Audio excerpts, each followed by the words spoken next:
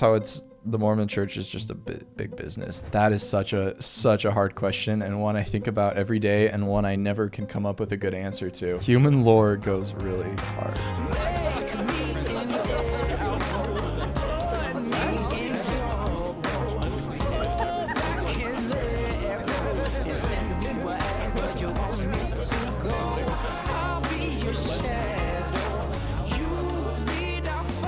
You're my first guest that I have never met before. Dylan mentioned that to me. This is exciting. So this is moving up in the world. This could go either really well or extremely awful.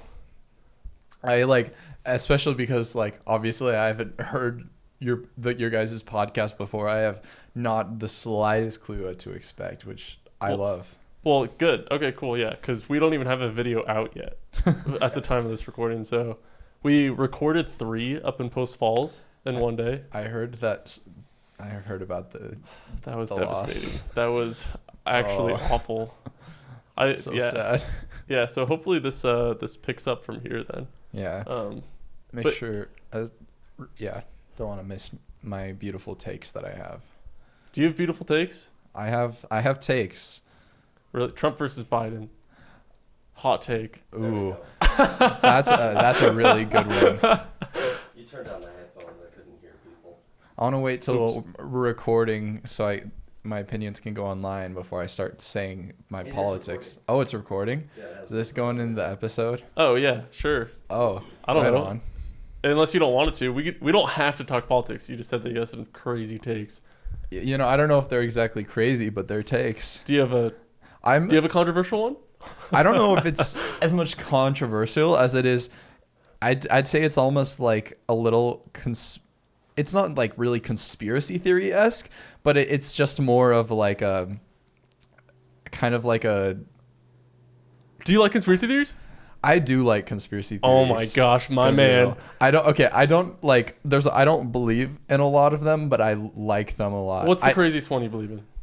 The craziest one I really believe in is probably the JFK. Like JFK definitely. Okay, yeah. It definitely was there's more to it. Yeah, dude, absolutely. The magic bullet, whatever, dude. He got shot multiple times. Yeah. All the eyewitnesses said they had a bullet would be deformed. They had a bolt action rifle. No way they shot him multiple times so fast with one shooter way far away with a bolt action rifle. If you watch the video, you'll see him grab his neck in pain of some sort. At least he goes, oh, and then his head blows up. Two shots. Can we pull up the JFK assassination video? There's actually a video.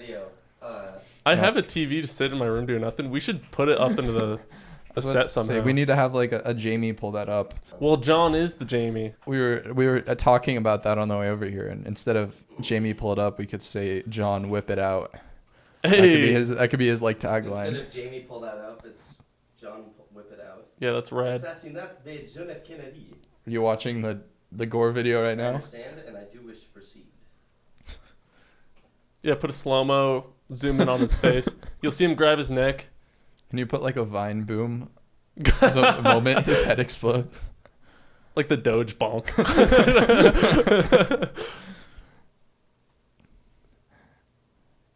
Oh! That was awesome. I didn't see that. Is not awesome, dude. We don't... Oh, sorry. That sucks. I've never heard of someone being on the side of the assassinators of JFK. That's a fun take. It is a fun take, isn't it?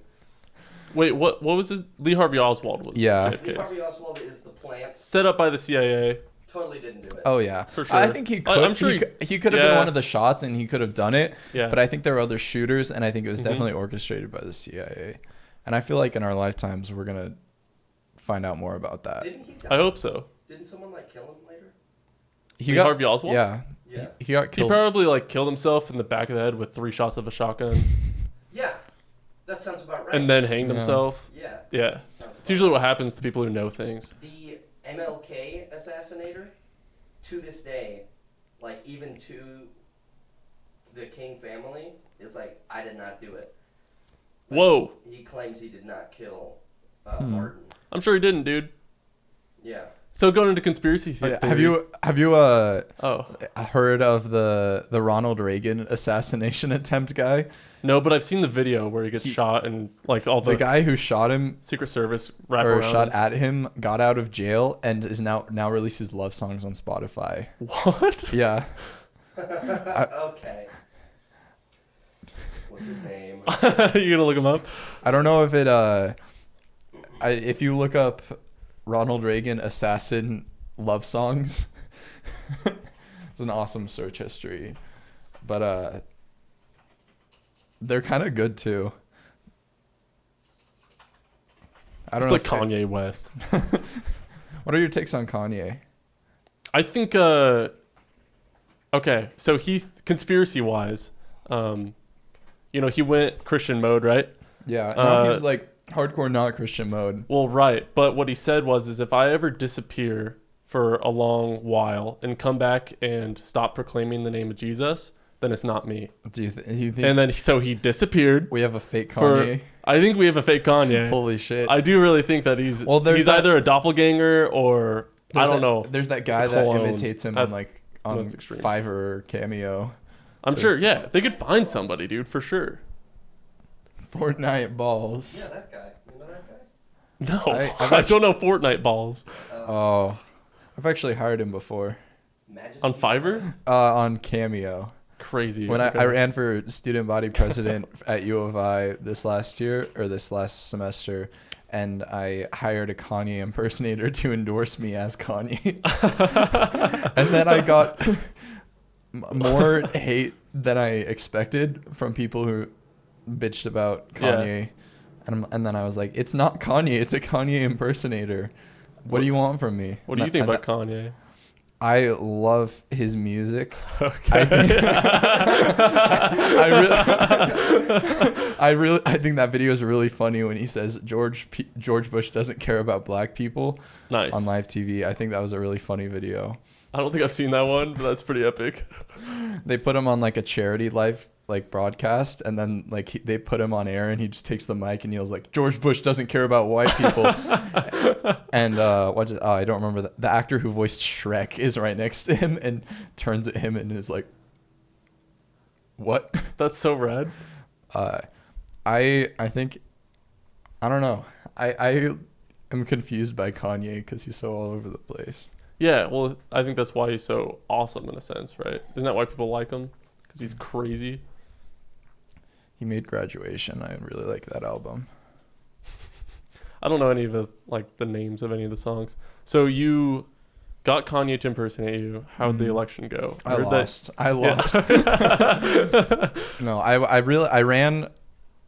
This is kind of this is the first time this information is going to be released. This is like the debut of some of lore about me. Is when I ran for president of the student body, and it kind of quickly evolved into almost like a case study on populism, that I was like myself running on the entire university. Yeah, well, how many people were running? There were 3 tickets of the president, vice president. The one of them was like they're like business major, poli-sci major, like girl in a sorority, nice, pretty like stereotypical, I would say, like student body candidate. Then there was me, and I kind of ran a 2016 Trump style campaign of shit posting, and well, it worked for him. It did not work for me. I was kind of a menace in the debates. I was kind of an asshole in the debates. I just kind of just casually insult everybody. Yeah, that's nice. And then I lost.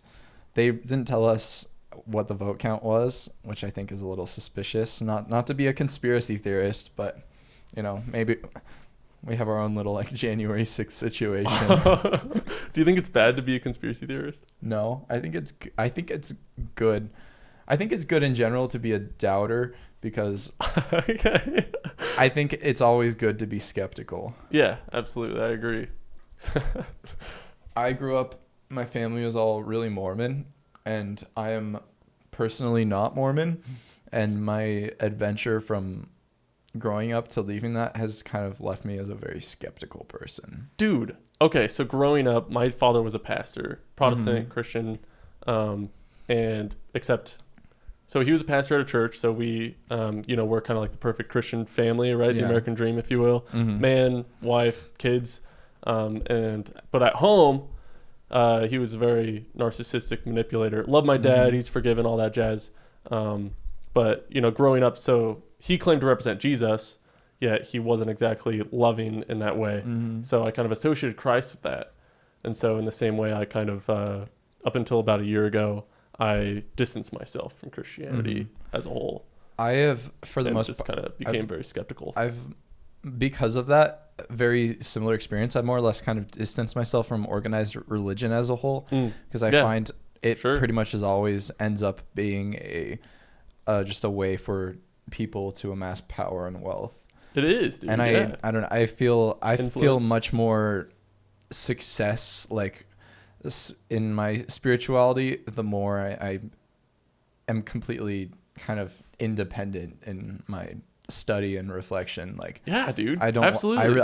I really don't like churches as a whole. I think I'm very conflicted though, because there is also so much good from churches too. Right. Yeah, it's kind of a double-edged sword, I guess. Like, it's kind of, churches are nice, but I think they become something that people will evaluate each other on, if that makes sense. Like, if you don't go to church and somebody's an avid churchgoer, there is judgment there. Yeah. It becomes more of a religion thing, which, like, how do you define religion?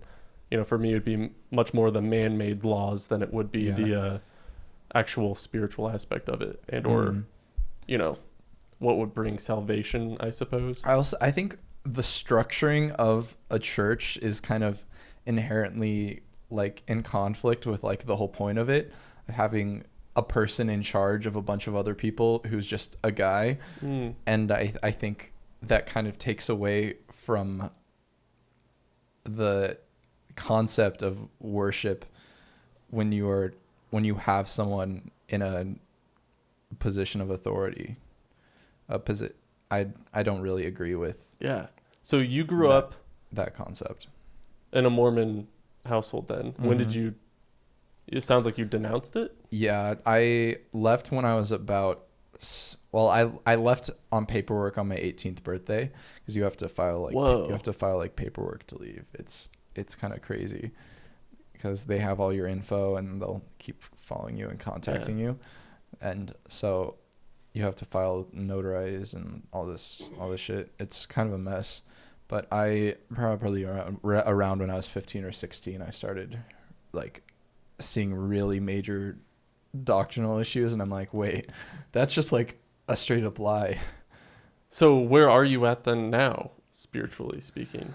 I'm pretty, like, I would say right now I would describe myself as a Christian, but I think I have a hard time really categorizing myself, because I just haven't found myself. I'd say more, rather than describe myself as a Christian, I'd probably just describe myself as spiritual. I very strongly believe there's a higher power. I think the existence of consciousness and the fact that we're just not like on autopilot, like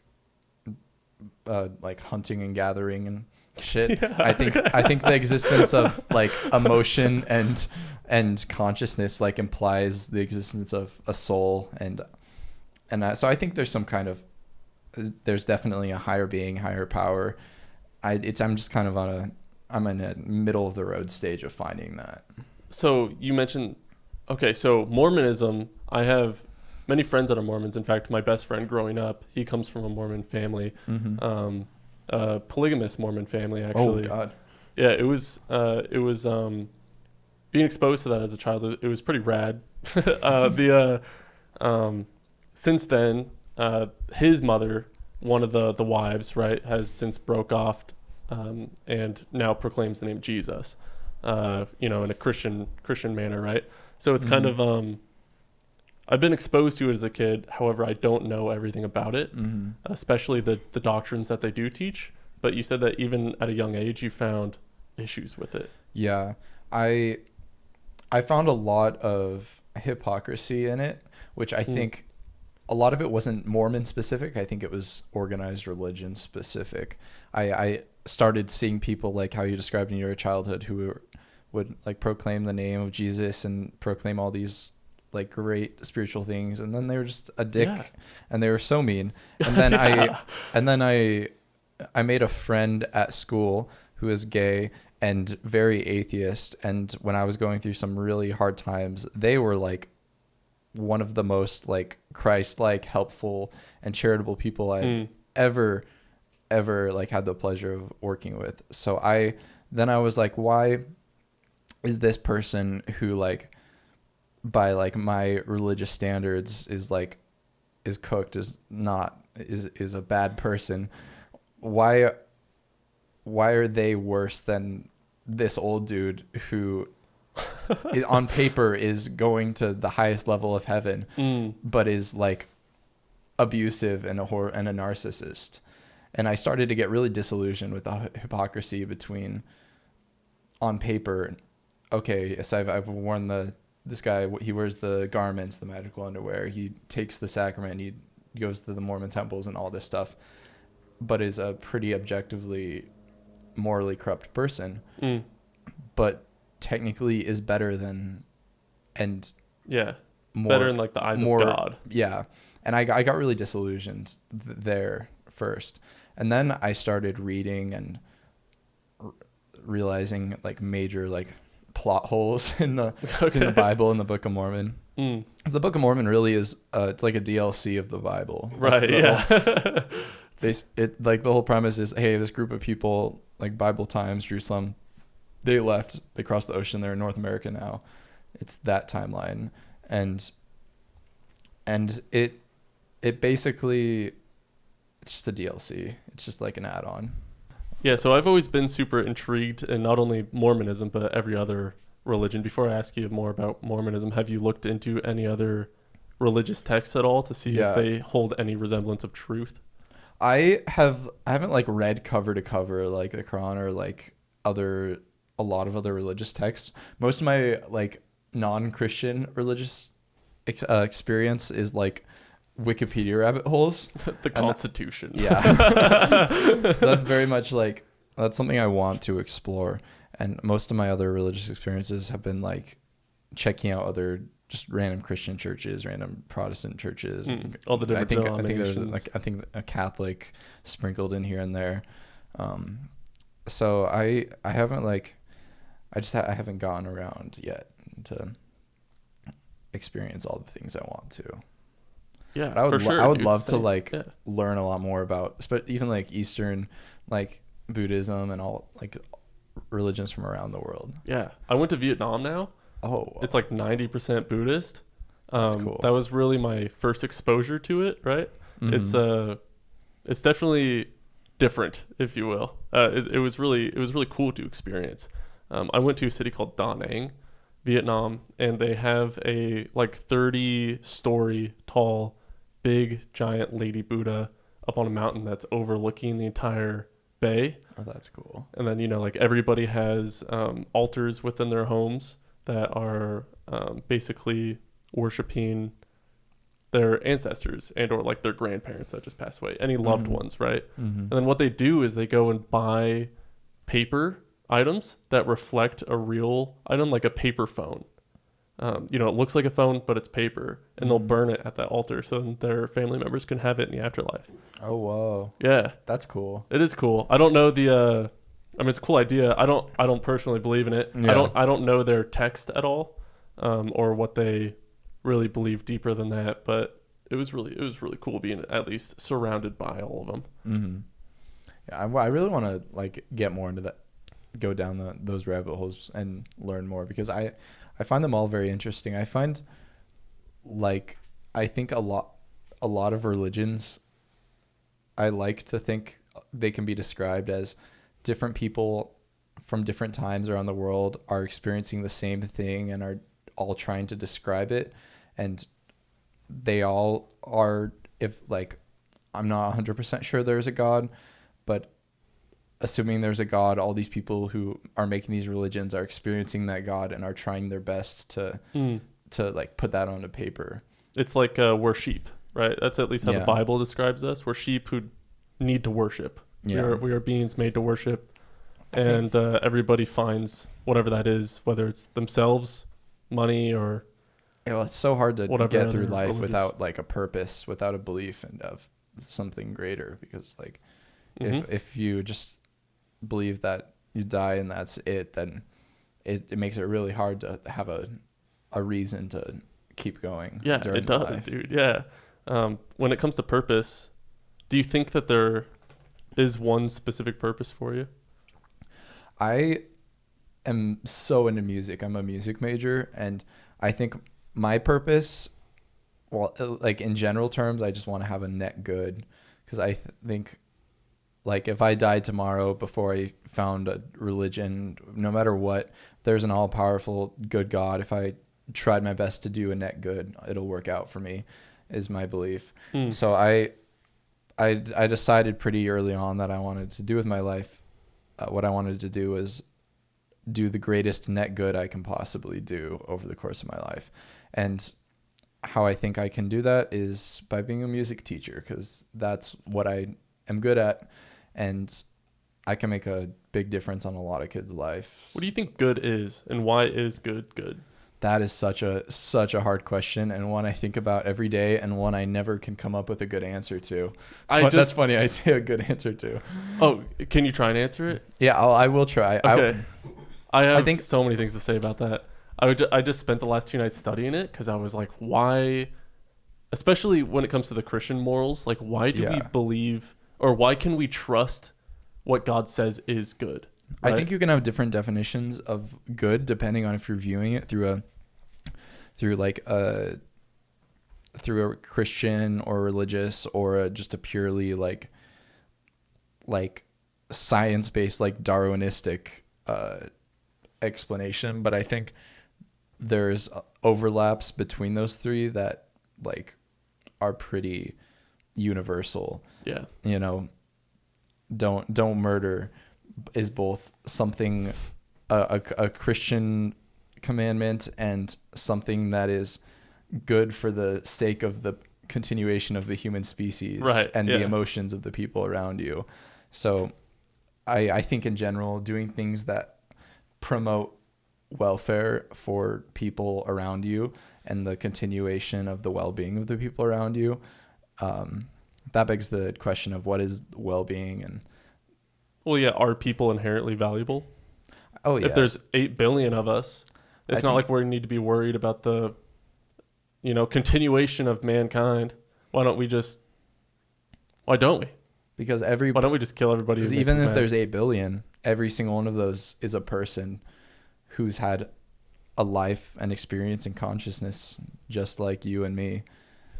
So, and that makes me no better or worse. Well, that makes me no more significant than any of them. So that it doesn't give me a right to disregard anyone else's humanity.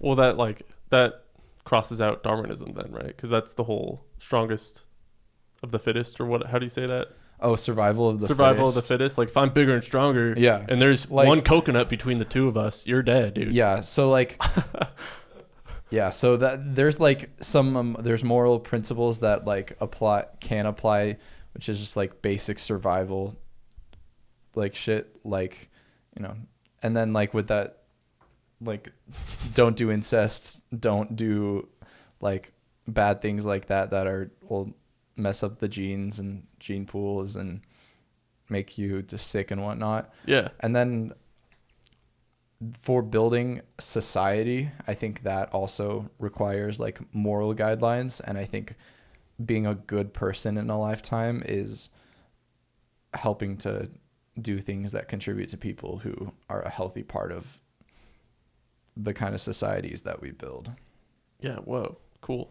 The like for example, a big thing like I would like to do as a music teacher is if there's kids in the school that have a really hard home situation, they're like abusive parents, really like poor or struggling a lot, and I can give them a safe space in a band room as a teacher, and I give them an instrument, I give them a hobby, I give them purpose, they have fun, and then that can inspire them to do greater things and go to college, get a career, make money.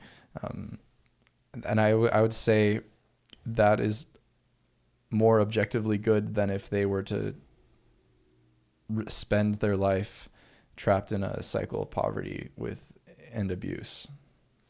How much have you... Man, okay, I have so many questions, dude. With so many different routes to go down here, you are an intriguing fella. Thank you. Yeah. And you'll never know my next move. Okay, let's finish it. Okay, so good, define good. Can you? I don't think I can. I think good is too vague to define. I think there is good, and I'm hypocritical for using it so much, but I think good has to be kind of attached to something to define it. Like it's kind of in conjunction, like what is good for society, what is good for a group, what is good for... I think it's all relative. It's all relative. Yeah. You think so?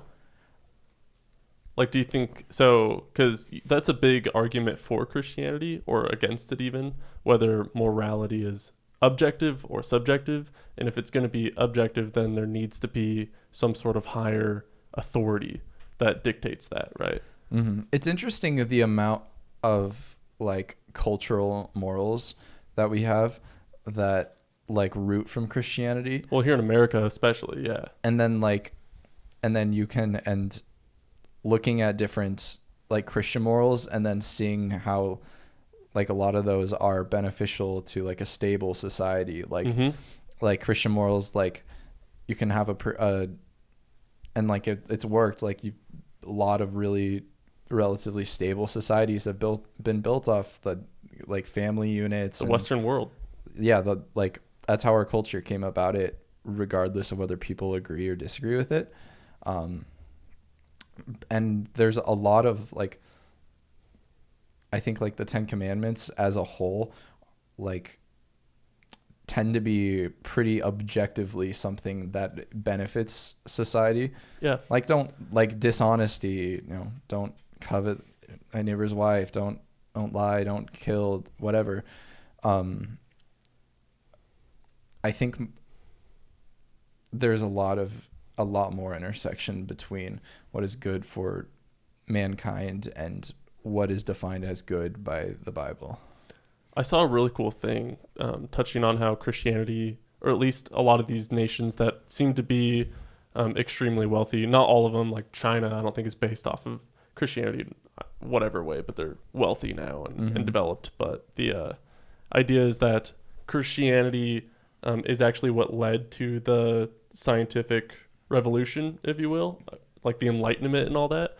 And it's because the people in Europe who were under probably Catholicism at the time, some form of Christianity, because of the idea that our God is, he created everything with a purpose and or direction and measurements, if you will. Everything makes sense and has reason. Then they made the assumption then that if they study something, it will make sense. Mm-hmm. So then they put effort into trying to figure out how the world works, because our God does not make things happen just for no reason, if that makes sense. Mm-hmm. So it actually promoted then the study of the world and the things around it, which is why everything started usually in Europe. Yeah, the cultural implications of religion, especially as a music major, we do a lot of music history related stuff, so we study that a lot. And the connections between religion in between 1000 and 2080, the connections between religion and music and culture and science are really, really interesting. Yeah, dude. Both on the side of in religion and then other religions and people fighting the religion and different things, and the Martin Luther and all the split into the Protestants and all that stuff. the implications of that are crazy to study. Yeah, dude. It is. The human lore goes hard. Human lore goes really hard. Okay, I want to take you down a little journey then to try and figure out then what, at least what I studied for, and this is under the assumption that the Bible is true, right? So I'm going to take you down a little path here, trying to with questions at least. So why is good good?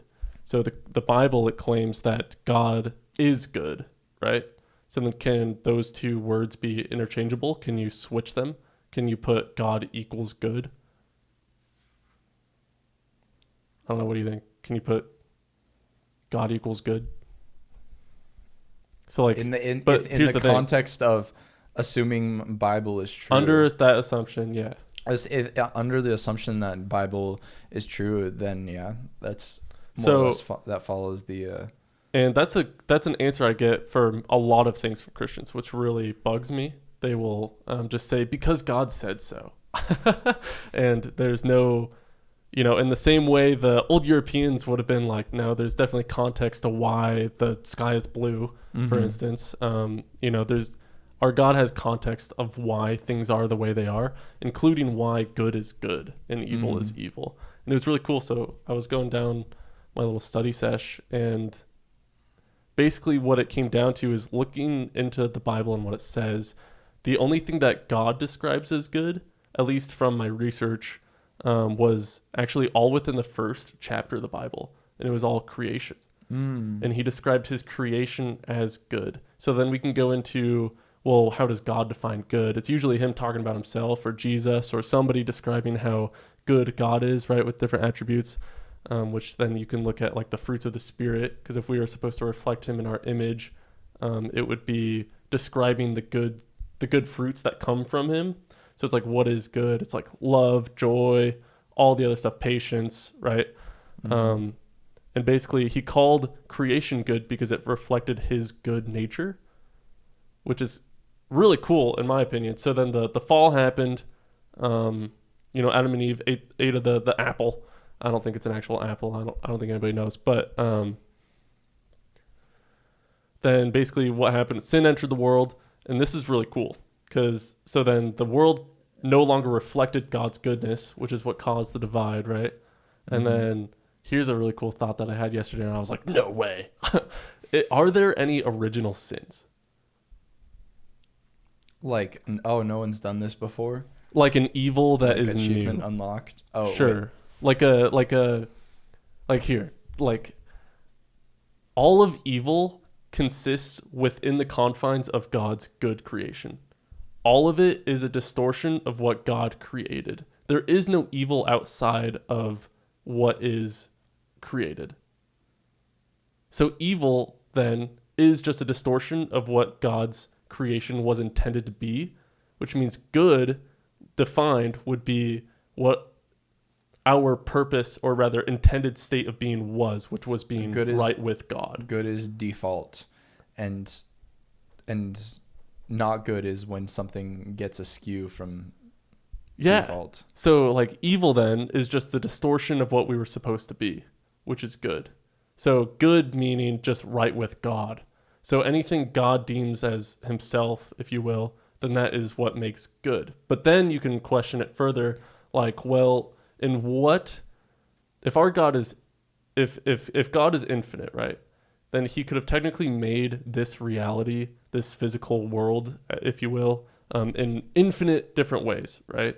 Like the sky could have been green, purple, blue, doesn't matter. He could have made it anything he wanted, right? You and I didn't have to be here. He chose to put us here under the assumption that he is God, right? Along with, the laws of physics down to everything. Could have been however he wanted, but he chose this way. And it's like, okay, so why? Why was it this specific version? If he's an infinite God, he literally had an infinite amount of options. And I think the only answer would be then, if he is all-knowing, he would know that this one is the right one to choose. Maybe this is a jump, I don't know. I think it sounds really cool that it would be, this was the purest way to show his goodness. Like a reality, if that makes sense. So he makes a good creation, then it becomes distorted, which is what evil is, just the distortion of God's creation that is good.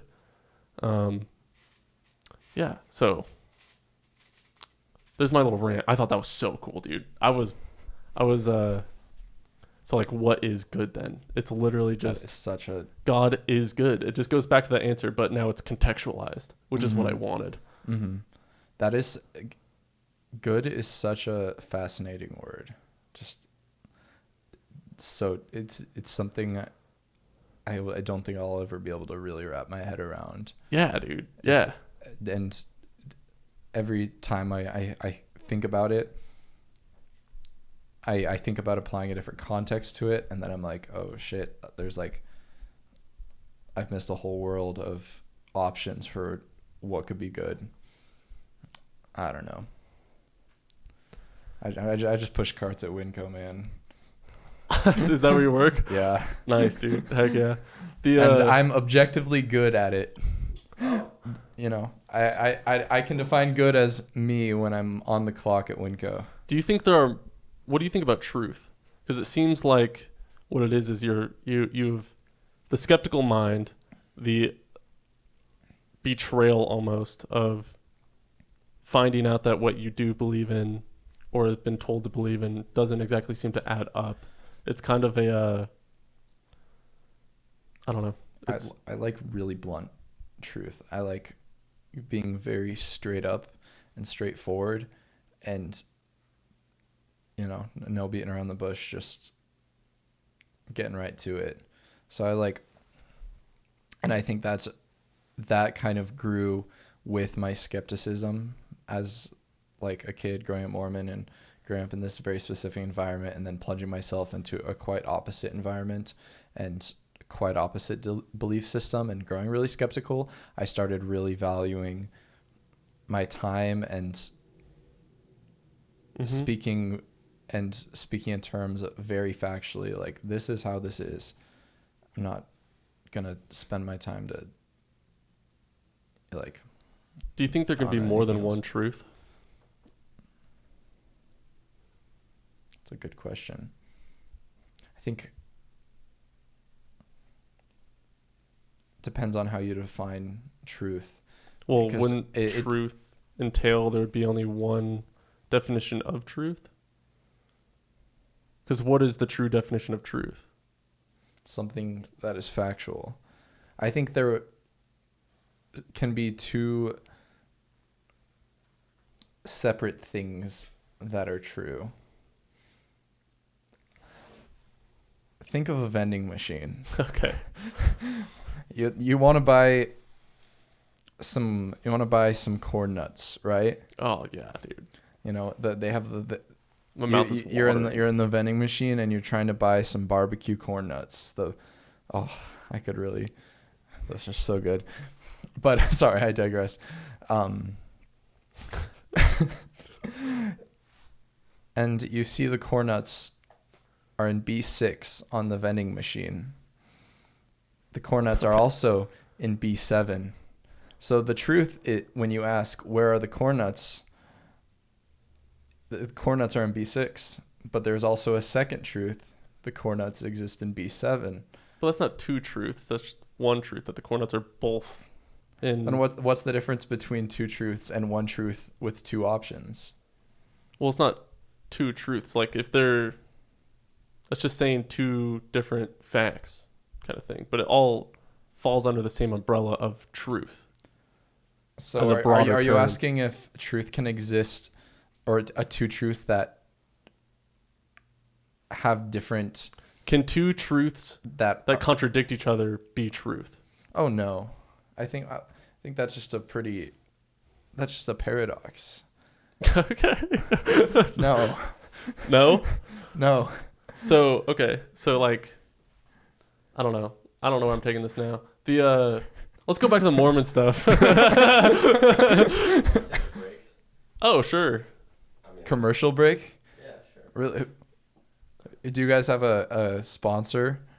No, dude, no. Can I give you like $5 for the ad time? Yeah. I can't. Okay. You can do it for free too. Okay. My name's I'm gonna plug my Instagram so you can follow me. Justin Zap 04.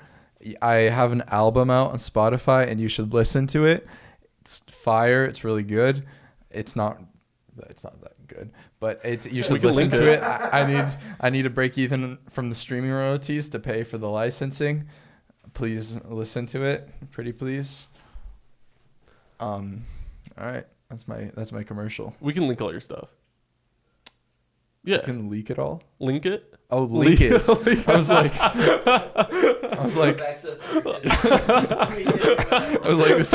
holy shit, that's a crazy pivot. I know your IP address. But yeah, you can link everything. You can listen to my amazing work. Our sound guy has taken off his headphones, so he's, I think, ready for us to be done. I mean, you were pivoting back to the our sound guy's lazy. Let's fire our sound guy. Honestly, John out of here, dude. Not yet, dude. All right, John, you're done. I'll be the new sound guy after this episode. You think so? Put me back there. We canceled now. Okay, yeah, cool. I unpaused halfway through that statement. Oh, just to clarify, I'm this second half or this. I don't know if it's like trimesters or. It's just You're pregnant. Whatever.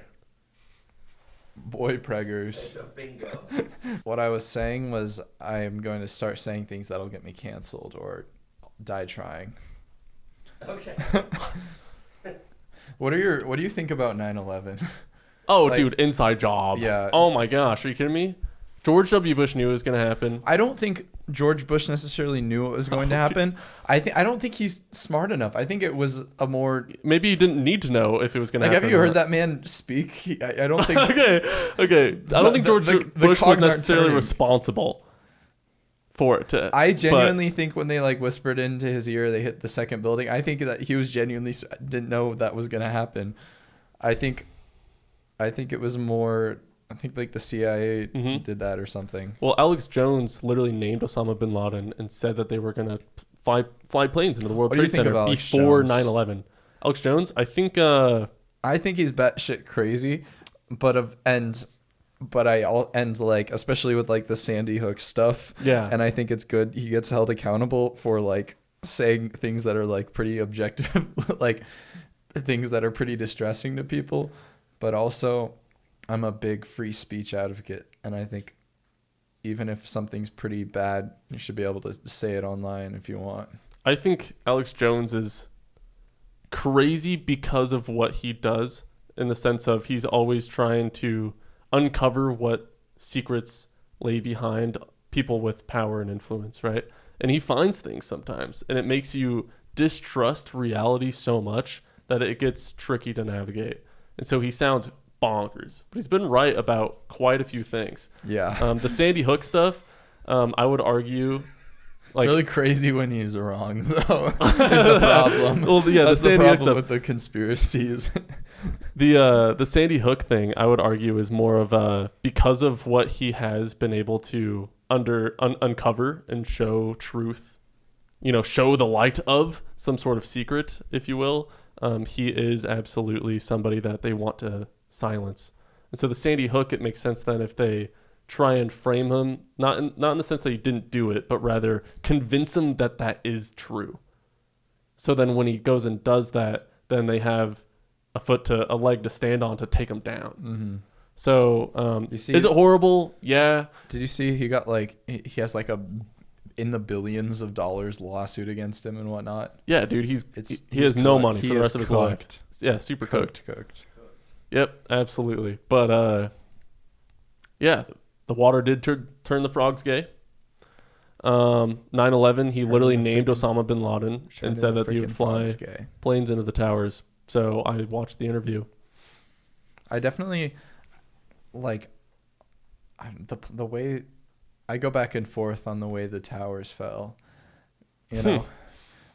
Sometimes I'm like it looks like there's totally there's just a bomb they put in it and it just collapsed like that. And then sometimes I like to give them the benefit of the doubt, and I'm like, well, maybe it melted the core support, and then it started falling, and that momentum caused it to collapse.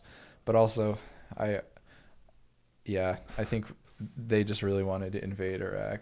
What do you think about Building 7? Yeah, I think that it wouldn't. Yeah. Yeah, no plane hit that No one. plane hit it. What they claim is that debris from the two main towers fell and started burning the foundation. I don't think that would cause it to go. I don't think so either. But and like look at the things we find out about our government like years down the road, like during the Reagan administration when they were like funding the crack, like they were like pushing cocaine into like poor black communities, and like they don't care about us, dude. Yeah, like every 50 years later they always like reveal the craziest shit that every administration has done. Mm-hmm. And then people don't think that it's happening now. Yeah. They think, wow, that's crazy, but good thing it's in the past. Yeah, I love the Wikipedia page that lists all of the foreign like coups and revolutions that the CIA has funded and like sponsored. It's so like wildly massive. And it's crazy, like 50 years later, suddenly there's a bunch of things like retroactively being discovered and added to those lists. What do you think about the COVID vaccine? The COVID vaccine? I didn't get the COVID vaccine, but I was going to get the COVID vaccine. Then I got COVID literally like the week before I was going to get it. This is October of 2020. Mm-hmm. And then I ended up not getting it. I think that the conspiracies about the vaccine itself are too crazy. I think that like maybe it got rushed and it did more harm than good in some cases, but I don't think, and of course it was heavily capitalized by the companies, and it was the pharmaceutical companies. It was a total like just way for them to push a ton of money. I don't think it was made with any ill intent or microchips or meant to poison us or kill fertility. I think a greedy company tried to make a vaccine as fast as possible, and it kind of worked. It wasn't great, and it wasn't great, and I didn't get it, so it's not my circus, not my monkeys. But I don't think there was ill intent behind like the scientific creation of the COVID vaccine by the companies that made it. I do. Really? Yeah. What do you to what degree do you think that? I think that along with everything else, like our food, water, and air, these are some big claims that it's all been poisoned to lower our testosterone, at least in men. For women, it's pregnancy stuff and things, but for the most part, it's just to deregulate our hormones. So then we become depressed and docile, and especially as men, especially the young men in a generation, that's one of a country's most valuable assets. Young men are what's going to build and defend and fight for the country, right? And so when you make them who are strong, docile, and you make them so weak that they won't even get up off of their couch if they realize that their rights are being taken away from them, then it makes sense to make them docile. And so we are poisoned to the degree of lowering our testosterone to the point where we become more feminine and more docile as men. So we are less and less apt to fight for our own rights. So like with the vaccine, then the whole idea is that the COVID came in, and they jumped on the opportunity to basically use the crisis to take our rights away, if that makes sense. With the mandates, all that jazz, just getting us used to being controlled and or told what to do. So it's kind of the vaccine, I do believe, is not exactly healthy for you. In fact, I think even Fauci came out and said now that it does nothing for you. So what does it do? If it doesn't help, what do you put in your body? It's not going to help you, whatever it is. So it's kind of I do believe a lot of the things that people have said about the vaccine when it comes to whether it be like a microchip or something like that, or just like even the DNA part of it, if it changes somebody's DNA, at least even to a simple degree, if that DNA is no longer human, if that makes sense, like what are they then? If their DNA is not fully human, have we ever changed the DNA on anybody before? Have we ever added something or taken away? How does that work? I don't know. Like, are you still considered 100% human, or are you 99.8% human? Let me fact check that. I don't know shit about DNA. I'm gonna be real. It's I don't not either. a DNA. It's RNA, which is different. Okay. RNA creates a protein that fights off the virus. So it's making a little factory inside of you. Yeah. To make a protein. There's a James Bond movie that they specifically didn't release during COVID because it has the same premise as COVID. Or the same premise as Oh. It's the latest James Bond movie where he dies, where everyone gets an RNA injection, and then they can just fucking boom and their heads explode. Or maybe that was Kingsman. I don't know. But there was... Either way, it was experimental. They've never used anything like this before, and they decided to test it out with the public. Yeah, usually no vaccines research. Vaccines have to be tested, and they pushed it out within 6 months. They had to change the definition of a vaccine to even fit it in to the idea of a vaccine, because we associate the word vaccine makes people feel comfortable with it. So if you called it something new, people wouldn't be as so quick to trust it. The pandemic is such an interesting topic for me, because I think like having had COVID, and it definitely was felt and was very different from any other sickness I've had. It hit me very different than any flu or when I had pneumonia or bronchitis. It hit way different and it felt way different. So I definitely believe COVID was a very interesting illness, and it was a very real pandemic, and the responses to it. And so I really don't buy into I don't like the conspiracies about COVID not being real, or it was just the flu. For sure. Yeah. I think all of the funny business all lies within the responses to it. And the exploitation for financial and political gain of COVID. Yeah, right. Because I think it was, of course, a bunch of people are getting sick. There's things to do to slow the spread, and things that are good to implement. And then there's things where it's the government is just bullshitting right now.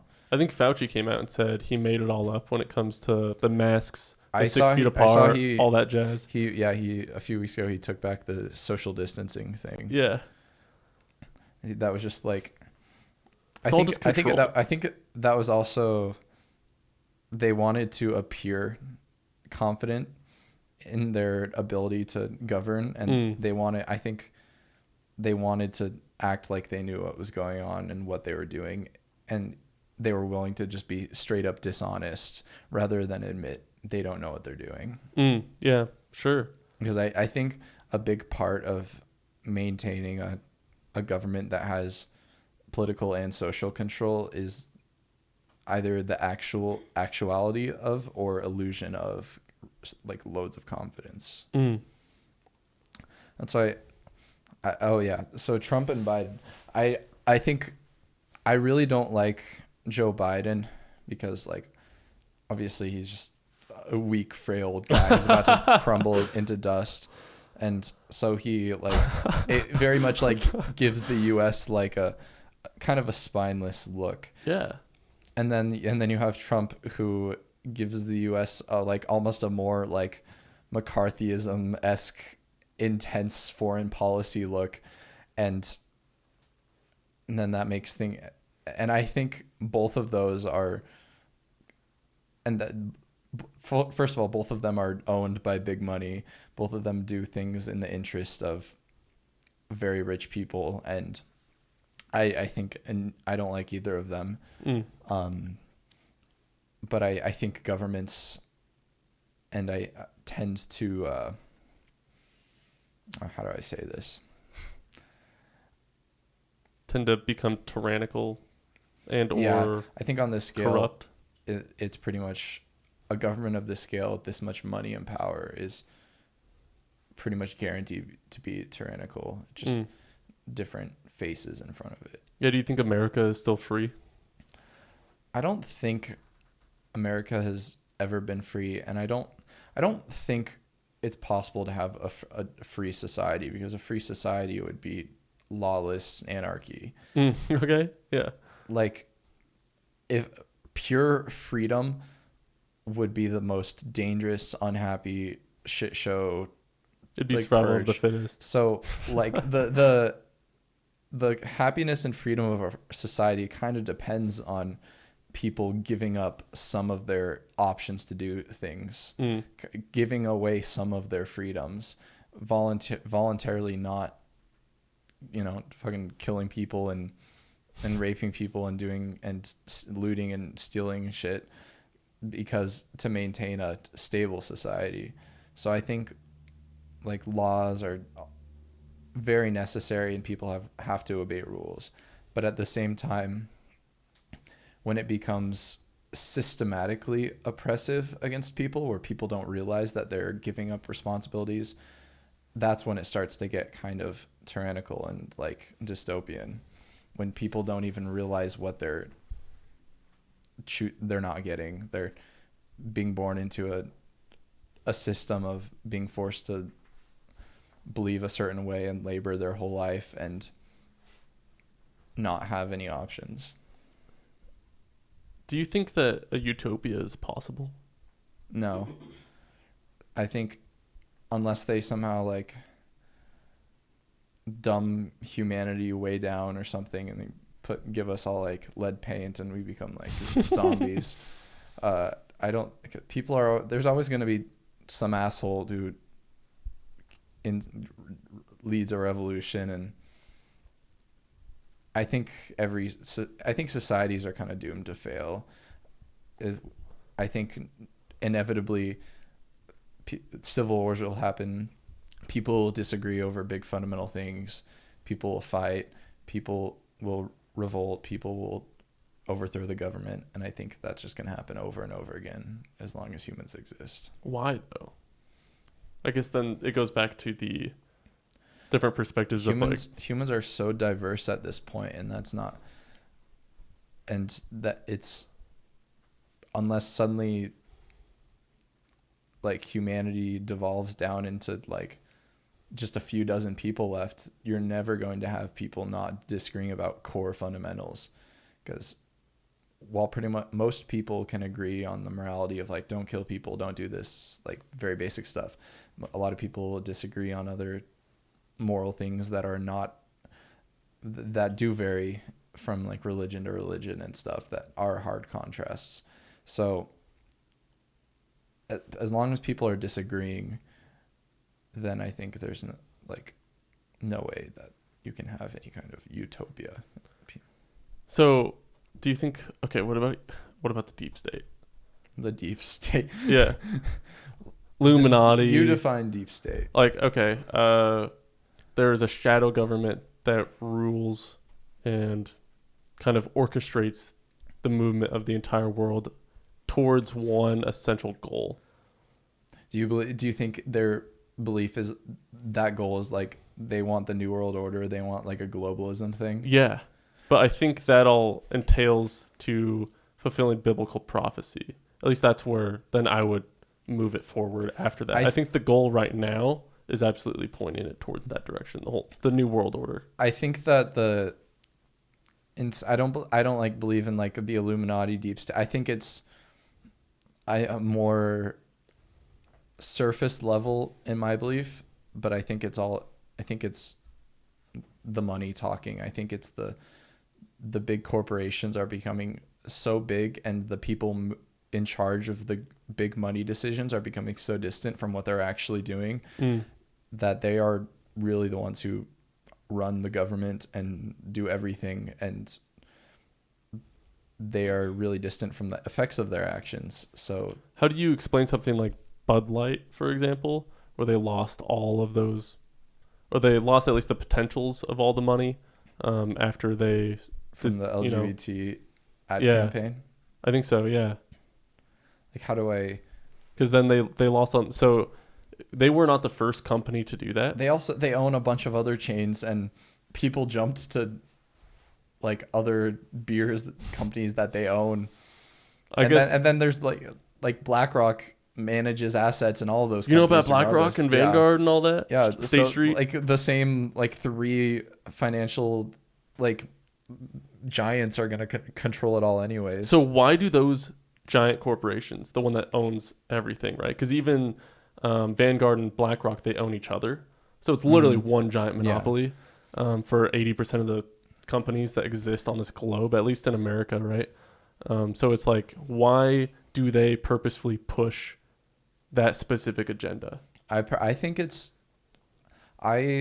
being not particularly religious or like doctrinally Christian. I believe it's like pure greed, really. I think it would show that they've lost money, but maybe they haven't. Maybe not. I think the like existence of those big things, those big conglomerates, is just the result. Like the people that get that high up in the wealth sphere of the world are going to be people who just care about money. Yeah. I think, okay. Yeah. So I think it's just insane greed. Why do you think people? Well, I don't know. The greed. Do you think greed ever? I don't know. What do you think about greed? I think greed is kind of a natural, and I think humans instinctively are greedy. I think that's kind of a survival instinct to collect as many berries as you can, and whoever collects the most food is going to be the winner, you know. I think there's an instinct. I think it's also like kind of a testosterone driven like desire to outcompete other guys Sure, to get more money. And I think like with any vocation or hobby, I think there's eccentrics and there's people who will do whatever it takes to do that. Like there's that guy who has eaten like 3 Big Macs a day since 1984, and he has the world record for that. I think that's Jeff Bezos is just that guy, but with money instead of Big Macs. That's a crazy example. You know the Super Size Me movie? Yeah. It came out as fake or something? Yeah. The guy, like, didn't he die recently? Yeah. Damn, that's tough. Rough. Did you watch that in school? I watched it when I watched it way back when in school. We watched clips of it on YouTube for some kind of report in social studies, I think. I don't remember. Turns out to be fake. What do you think about the education system? Do you think it can be trusted? I think the education system can be trusted, but it's very important to give teachers freedom. I think I really don't like that. Our education system and public education as a whole is a big reason why like our society has advanced so rapidly, because now you have such insane literacy. You have so many people who can communicate so well over so many huge distances. And I think public education is like one of the greatest, if not the greatest, advancements that any government has created. And as someone who's going into education, I find like the biggest threats to educators and the students are people don't trust schools, so they start cutting funds to teachers, so teachers don't have resources, and then it starts to become more and more federal standardized curriculums, and teachers are given less and less freedom. They have less and less money to do things, and they have less and are able to teach less, and they're more regurgitating things that the like the core standards are being pushed down. And so I have a lot of faith in the education system, but that faith depends on the individual teachers being given freedom. Trying to tie it in with BlackRock and Vanguard, do you think they have influence over the education system? At least if you've heard of BlackRock and Vanguard, you've probably heard of the Rothschilds and the Rockefellers. I definitely, and their ties in with the education system in America. I definitely think so. I think, like, between the materials that get sent to schools and sponsors but the fact that at the end of the day, our school system puts just a random 20, 30 something year old person in a room with the kids, and they're left and they get to make the choices of what they say. I think that is a really cool thing, because I think that cuts out a lot of potential of government influence and special interest from corporations and shit. Do you know why the U.S. has their education system structured in the way it is? From the Industrial Revolution, I believe. That's a part of it.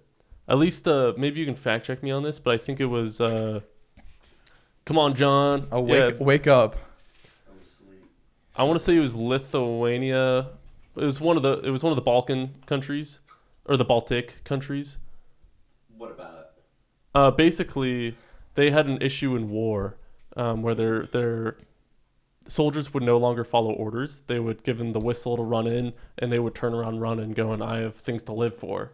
Mm-hmm. So they changed the way that they raised their children. So basically, they would sit them then in a room with a certain amount of, let's say 30 kids, right? Mm-hmm. There's structure. They added structure to them from a young age, where they had to listen to an authoritative figure, basically, who claimed to know, right? So it's kind of like from a young age, then you sit there in the desk. And same with the Industrial Revolution, right? It creates workers. Mm-hmm. It kind of gets you used to that aspect of, I'm just going to do what I'm told. I am made to sit here and just work on what's right in front of me, right? It's kind of so after they implemented that, once that generation grew up, when it came to war, they would follow orders, because that's what they have always done, right?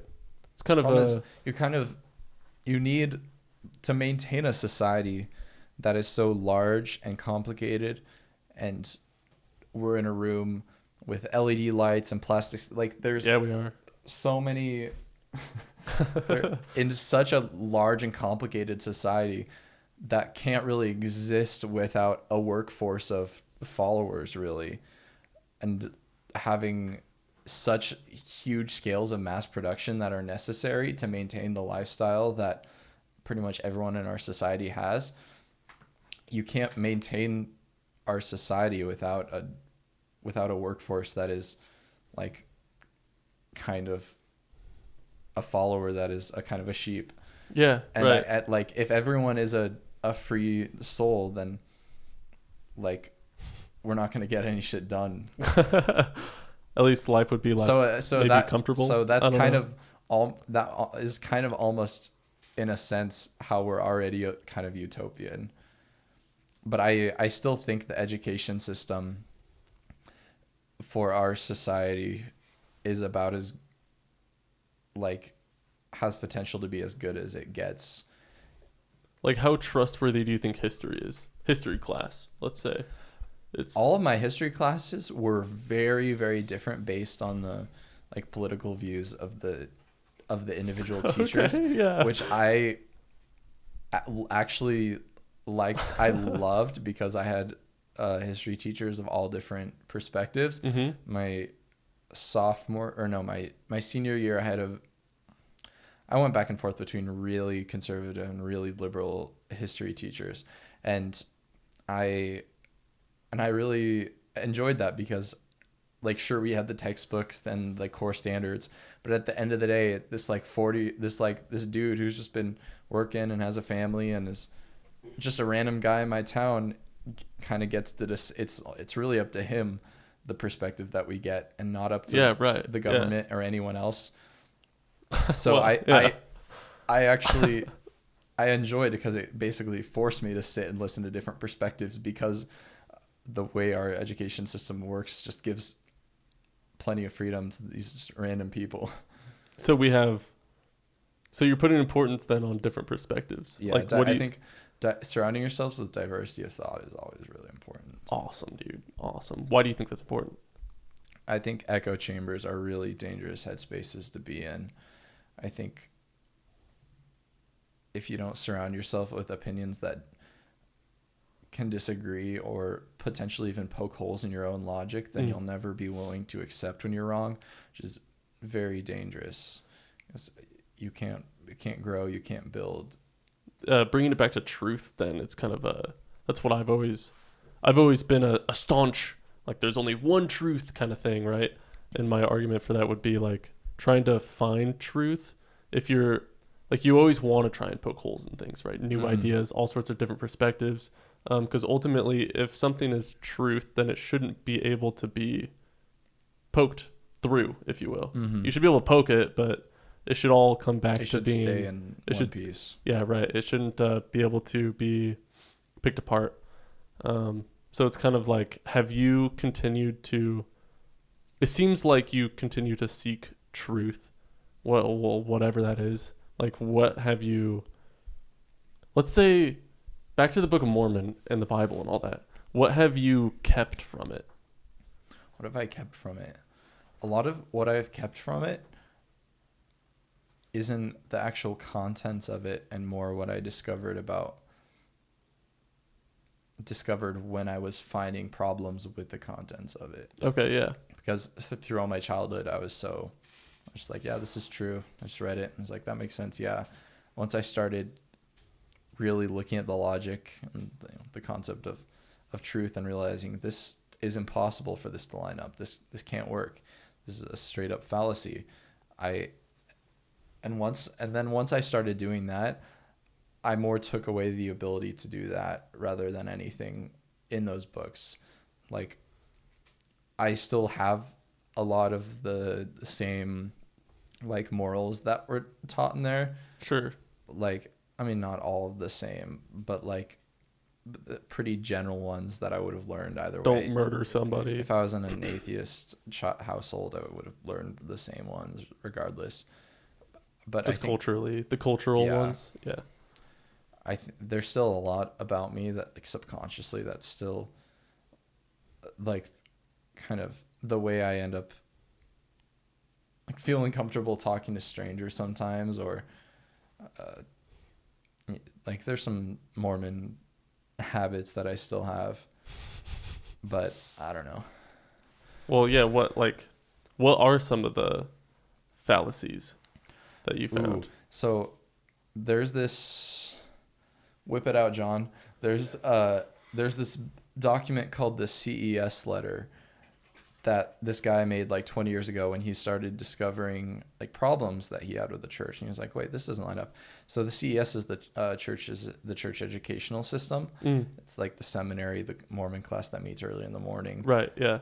I remember that. Kids from high school doing that. Yeah. But so this guy wrote a letter to the CES like chair or president or whatever with this huge document that listed all of like in like a big list of questions.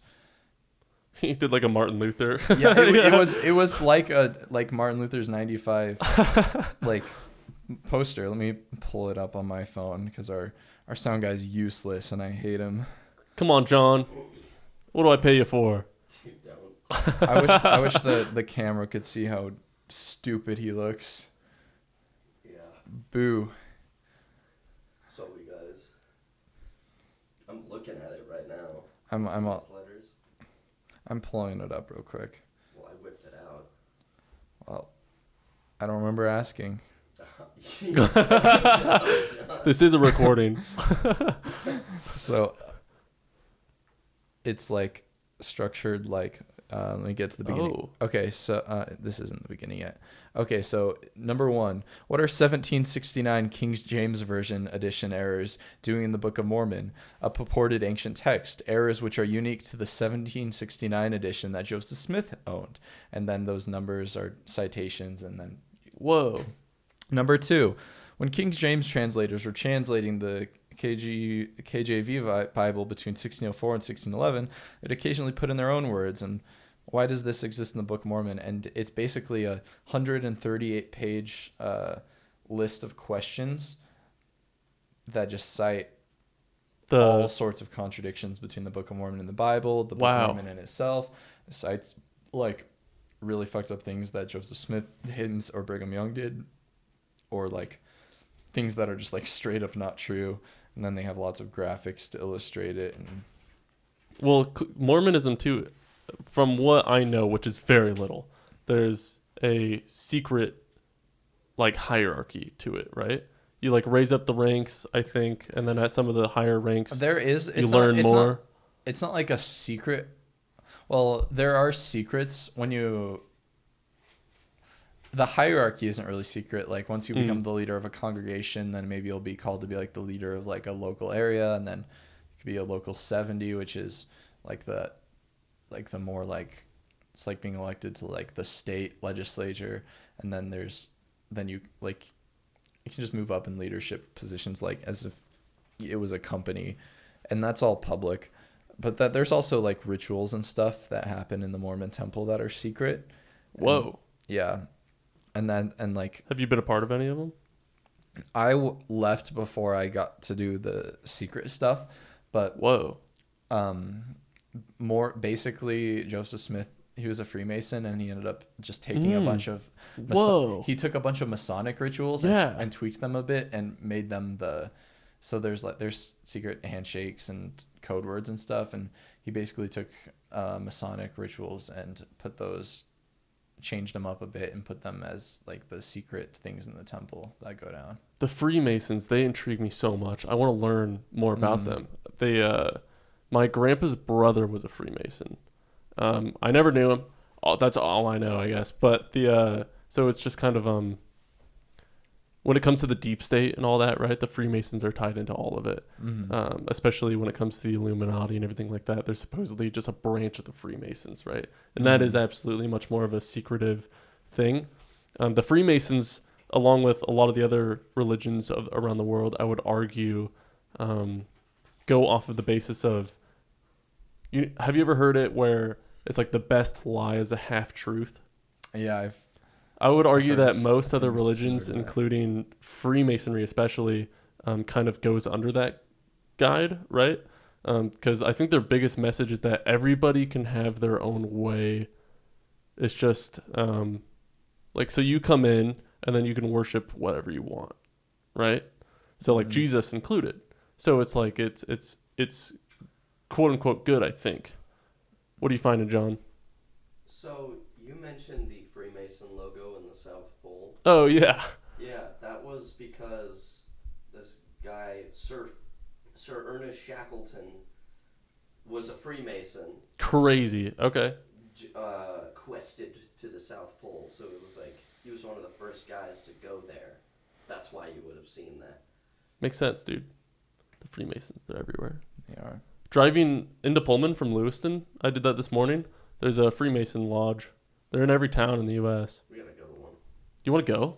That would be really fun. You know how sick that would be? Attend like 3 Freemason.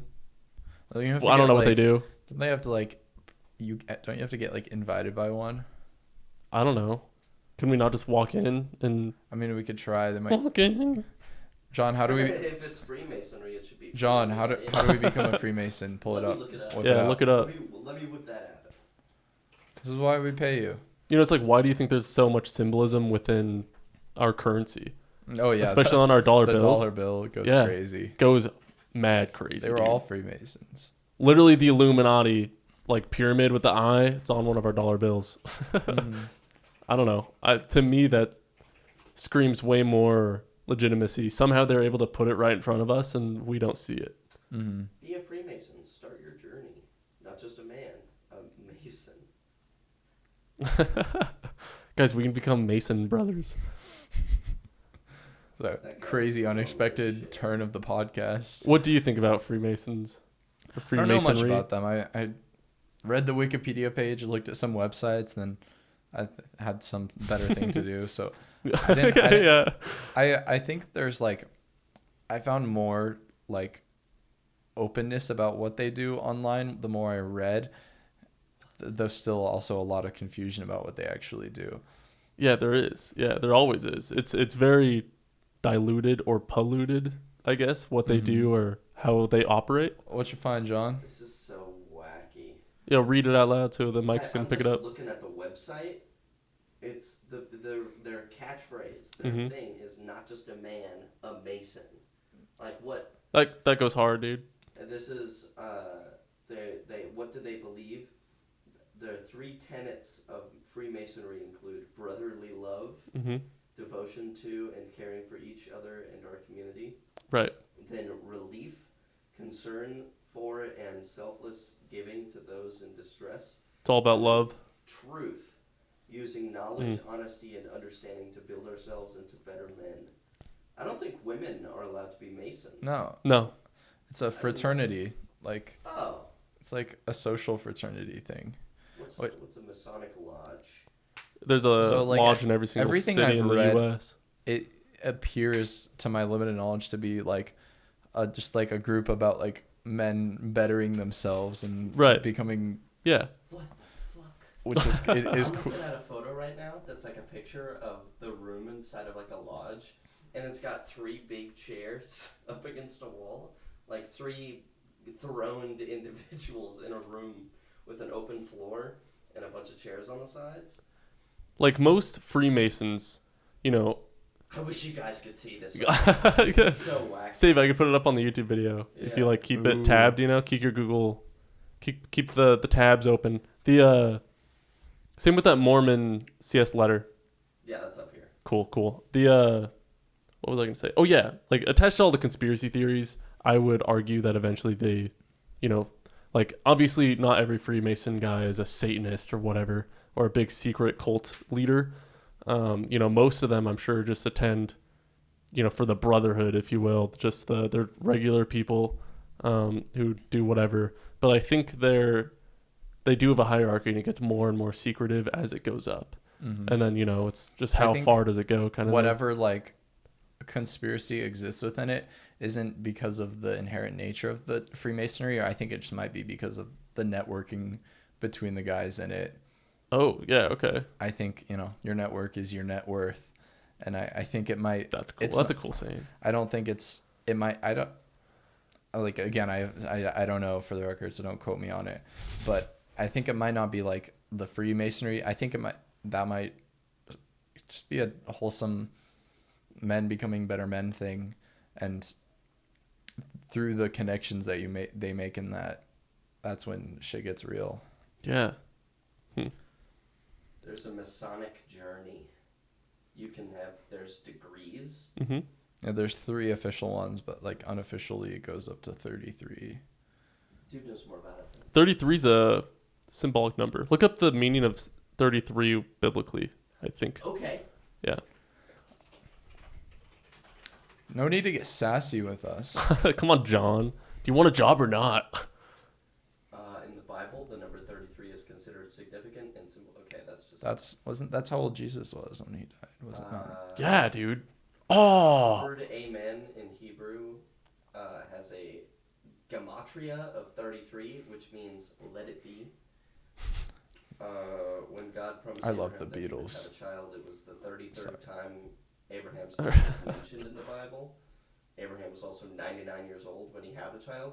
Whoa, that's 33 times 3. Yeah, it says which is also 33, which isn't true. That's 3 times 33. You want to hear some AI overview? Hey, John, awesome. You want to hear something crazy? Whoa. I'm 20 years old, which is 33 minus 13, which has a 3 in it. Shit. Crazy, dude. Are you satanic? Yes. That's crazy. You figured me out. I'm a Fed this whole time. Oh, that's actually so bad. You didn't go into my room yet, right? No. Okay, good. What's in there? Nothing. Just nothing that the feds need to know about. Oh, guns? No. Oh. Yeah, though, too. But what was I? Oh, yeah. No. I know a guy who has two also. Oh, shit. I technically own a U.S. No, I don't technically. I own a U.S. Navy flare gun that takes. Oh, so he owns flares. he owns 3. What do you think about the Second Amendment? I like guns. I grew up shooting guns. I continue to shoot guns. I think. Nice. See, I'm like, I ran for when I ran for student body president. I got really good at answering questions while really safely honing in on the question, so I don't say anything that gets me canceled when all my fans watch this. I think the Second Amendment is really, really important, and I think countries can exist without something like that. But I think at this point, we're very far beyond the potential of undoing that. I think we've committed to the bit for long enough, and it's impossible to pull out now. Committed to the bit. The fun prank of and at this owning guns. Like, now there's more guns than people, and that's not going to change. And I think the best thing to do is I think it's like I'm cool with background checks. I think being careful of selling new guns, making sure you're not selling to someone with like domestic violence charges and stuff like that. And but like ideas of taking away and getting rid of guns are crazy, because that's never going to happen. And the people who you don't want to have guns are never going to give up their guns, and the guns aren't going anywhere anytime soon. I think guns are here for good, and it's more of rather than a Second Amendment problem, I think it's a managing the guns that we have problem. All right, I'm gonna pivot here. I have a question that's been brewing in my head. And do you mind moving the mic closer to your mouth before you start answering? Yes. I want to bring it back to... does this sound like really funny in your headset? Just sounds like you talking to me. Sounds good. Yeah, you kind of want it like a fist away from your mouth. If anything, I have it a little bit too close. Sure, that works. All right. That's exactly where it was before. Oh, move it closer. Yeah, sure, dude. I be eating that shit up. All right. Be spitting on it. Ooh. Ooh. What's the question? So when it comes to you growing up then with a Mormon family and you deciding that it wasn't what you wanted, did that cause conflict within your family? Yes and no. Funny enough, it didn't cause as much conflict for me personally. I left home when I was 17 after a kind of a big fight with my parents that didn't have to do with that. It was...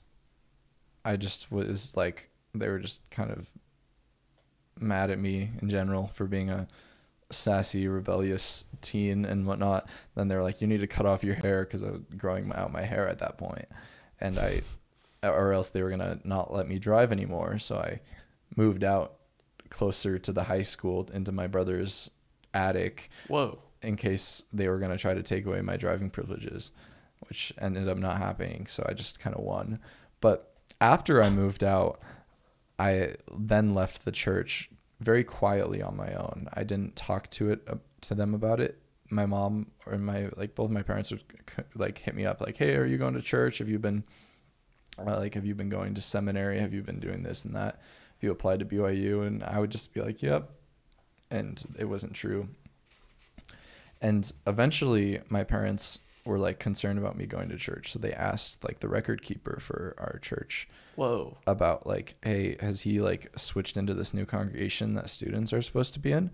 They're like, "No, his records don't exist anymore," which like is a violation of privacy, and they should not have said that, because I was an adult at that point. But then my parents found out, and instead of talking to me about it, they called other family members who were still LDS, like very distraught and like crying, and they kind of a little more cold to me after that. They definitely stopped bringing up conversations of depth, especially around religion and like morality. But they never actually confronted me about it. No one in my family ever did. To this day? To this day. I have one sister who's also ex-Mormon, and we talk all about it together, but it's not conflict. That's just, we're buddy. Yeah, yeah, you're close. Yeah. So does that affect your family then when it comes to the Mormon church and how they view them? Like, does it affect their own relationship? There is a lot of, like, of course, like the whole point of a Christian religion and Mormonism too is that it's not our job to judge, but it happens a lot. Everyone, yeah, for sure. It's always the talk of the town when, oh, like this person's kid left the church.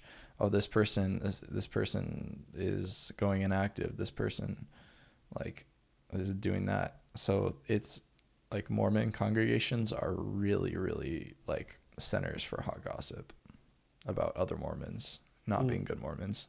Yeah. I hated how gossipy the church was. It was really toxic. When it comes to salvation, right? Or just getting to heaven, if you will. Like what are the requirements within the Mormon faith? I'm glad you asked. So it's like a tier list system in Mormonism. Okay. So there's hell, outer darkness is actually really hard. It's really hard to go to hell in Mormonism, like really hard. Satan himself goes to hell, and you have to basically specifically go to heaven, meet God, and then say you still don't believe in him to go to hell. That's the only, seeing God and then disregarding him is the only way to go to hell, or they call it outer darkness in the LDS church. Well, so, okay. Then there are 3 tiers of heaven. There's heaven comprises of the celestial, I'm mixing up celestial and terrestrial. Telestial is the bottom, terrestrial is in the middle. They're represented by the sun, the moon, and the earth, I believe. I'm a little rusty. If you telestial would be the moon then, and then terrestrial would be the earth, right? Yeah, something like that. Anyways, glad we're all experts. Anyways, I'm a few years. I need to like reread the Book of Mormon and get caught up on, so I can still have these conversations. It's a really interesting read. It reads really funny. It's like literally just like Bible fanfic, but basically the top tier one, the celestial, that's like stereotypical heaven. That's when they say like you get your own planet. It's because they say, and they take some Bible verse or Book of Mormon verse that like implies that like if you make it to heaven you get like godly powers or something, and basically implies that like you'll get the powers that Heavenly Father had, and you can start your own universe. So it's like you become a god and you go to heaven and you live eternally. The terrestrial, the middle one, is the people who were good, like good Christians, but they didn't complete like the like ordinances and the like rituals of the Mormon faith. They didn't get baptized into the Mormon church. They didn't get like ordained and all that shit specifically into the Mormon church, but they were still good. So they are like, it's like a not as good heaven. Okay. It's like this. It's like they get sent to the back of the bus. They get like the old Rosa Parks treatment. Okay, but in heaven. gotcha. And but then, at least they're not in hell, kind of thing. And then the bottom one, telestial, basically means you're now an angel and you get to hang out with, but you don't get to spend your time relaxing. You have to kind of be on call to serve the God or to the other people who won and were Mormon. Or in the higher up hierarchy. You're basically a glorified slave. You're an angel serving all the people who are good. The big thing about the Mormon temples is that they account for the people who died before Mormonism was founded in 1830 by doing baptisms and all the rituals that they do for living people, they do for the dead. So that's why Mormons like own like all the genealogy websites and are super into that, because Mormons are on like a hell-bent journey to find the name of like every dead human who has ever lived and baptize someone for and in behalf of that person. Whoa. So when I was a teenager, we would go on temple trips up to Spokane, which is the nearest temple, and they would be like, Justin Alder, I baptize you for and in behalf of blah, blah, blah, who is dead, in the name of the Father and the Son and the Holy Ghost, amen. And then it would dip me, and then bam, that person who, there's kind of a Mormon purgatory, like a waiting room before Judgment Day, that everyone who dies goes to like temporary heaven or temporary hell. There it's called, the temporary hell is called the, do you have the graph pulled up, Dylan? No, I whipped out the Bible. Oh, it's called a spirit prison. Sorry, and just search the Mormon plan of salvation. You said Dylan. Oh, you look like my roommate. His name is Dylan. Do you have like a cousin named Dylan? One of my friends is. Really? You have friends? I wouldn't want to be your friend, He's John. not really my friend. He's my friend's sister's girlfriend, boyfriend. But Anyways. so there's kind of like a purgatory until the millennium and Judgment Day and all the revelation shit happens. Everyone either gets put into spirit paradise or spirit prison. Spirit paradise is the people who like 100%ed all the Mormonism lore while they're alive. Spirit prison is where if you didn't get that, you didn't get Mormon in your lifetime, that's where you go. And basically, and the temples, if someone baptizes you while on earth, then they let you out of spirit prison and you go to spirit paradise. And basically the lore goes that during the millennium, they're going to finish doing that for every soul who will have or has ever lived. And that's what's going to happen during the millennium, is they're going to spend all the time grinding on the temple stuff. Do you believe that the Christian God and the Mormon God are the same God? I think so. The Mormons, like, I think the LDS Church is really, it's a Christian religion that got really fanatic and unhinged. They still on paper are supposed to, and a lot of them do, like on paper you're only supposed to worship God, you're supposed to worship Jesus died for our sins. Most of the core doctrine is the same as the vast majority of Christian churches, which is why they call themselves Christians, and they use a lot of like technicalities and loopholes to justify the addition of new doctrine and whatnot. And they themselves, I have a really hard time with this question because it's so complicated and it calls into question like the definition of a Christian a little, and gets to like pushing that definition a little bit. A lot of the like views of Mormonism for the most part are pretty like standard, like regular Protestant level Christian views, especially until you get to, as long as when they're in the Bible. Once they start like reading the Book of Mormon, then it gets a little weird. Dude, I'm looking at this graph right now. They definitely think they're Christians, and by a lot of definitions, they could be considered Christians. Sure. I'm looking at a graph right now that looks like something out of the 50s. That's like, let me just find a way to send it to you, because it's so crazy looking. Are you looking at the plan? Huh? The plan of salvation? Yeah. This is also another one. It says premortal existence, birth, veil of forgetfulness, Earth life. That's what makes you forget the life before we were born, because we were all souls like waiting to be born. So they put us through the veil. Whoa. They forget it because there's like crazy lore about like in the pre-mortal life, like a third of people chose to follow Satan and went straight to outer darkness with him before all the shit went down.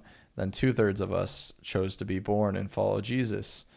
And so we got sent to earth, but they did a little zoop and we forgot all of that when we were born. Yeah, and the guys that went to hell didn't, I guess. I don't know. I'm not Mormon. This is crazy, though. And so there's celestial, terrestrial, telestial. You were right about the... Of course you would be. What can I say? I'm an expert. So the way you get to the celestial kingdom, guys, check this out. Shit. Be baptized and confirmed. So... And you have to be married. Yeah, and sealed. Whoa, really? You have to be married too. Boom. Whoa. One. So there's a free way. Faith, repentance. Oh, if you die under the age of 8, that's the cheat. If you die before you're 8 years old, you get automatic ticket to 8-year-old celestial. birthday, out of luck. Boom. Yeah. Oh no. Okay. Night before. Heaven. One of those. I mean, that would be the most gracious things to do for your kids. Yeah, it would be, wouldn't it? Yeah. In the Mormon church. Under that logic. Yeah. Once they're Yeah.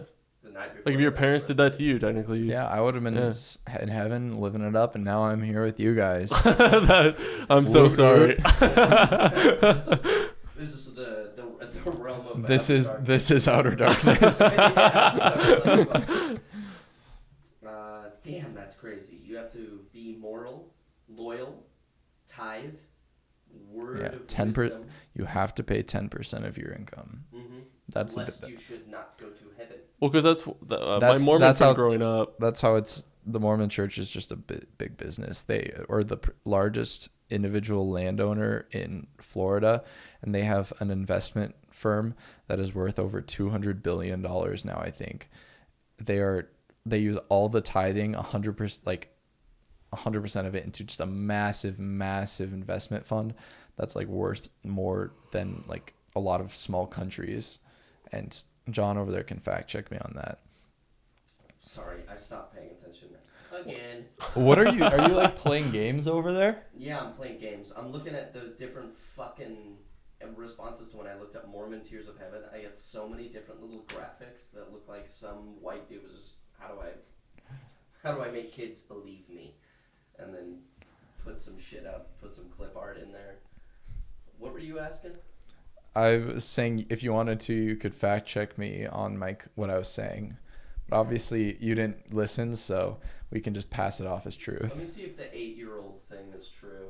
That's We'll fact check that. Yeah, fact check. Yeah. Yeah, if a baby Mormon dies, what happens? That's literally one of the first things that pops up. Children who die before the time of accountability are saved in the celestial kingdom. Yeah. I think Christianity doesn't have a definite answer on that. We don't have a definite time. Yeah. We don't have like a age of accountability. yeah, it's very We funny. do have an age of accountability, but it's kind of just, it's undetermined.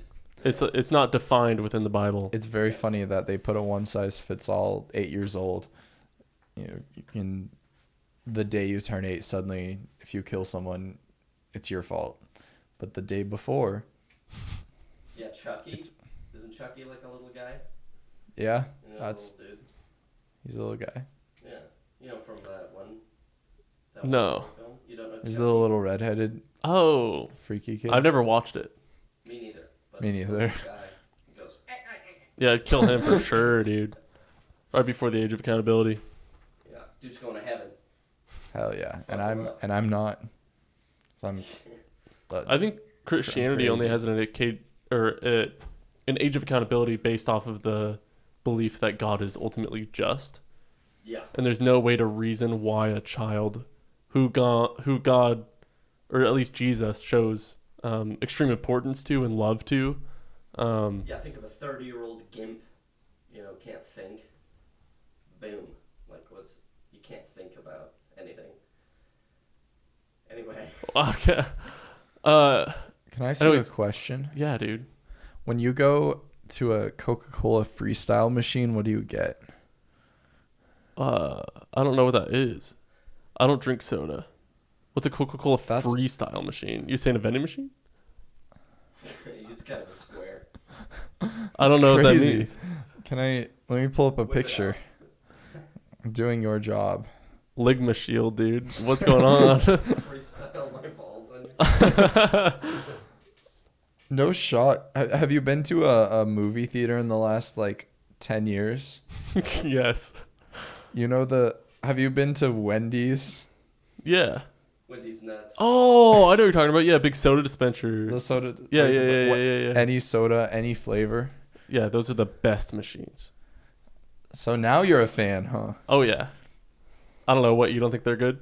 I do like them. I'm impressed that you didn't know what they were. But what do you get? I mean, if you just said fancy soda dispenser, I would have been there. What do you get? What do I get? Sprite, just regular Sprite. Regular Sprite. Regular Sprite, it's my go-to. He's kind of a square. No, you don't. I'm just an average white guy. You don't add like cherry or strawberry or grape to the Sprite. No, maybe strawberry if I was feeling spicy, but normally Sprite's my go-to. Then again, I'm the Sprite's guy who too orders spicy. water. Yeah, it's like ranch. Ooh.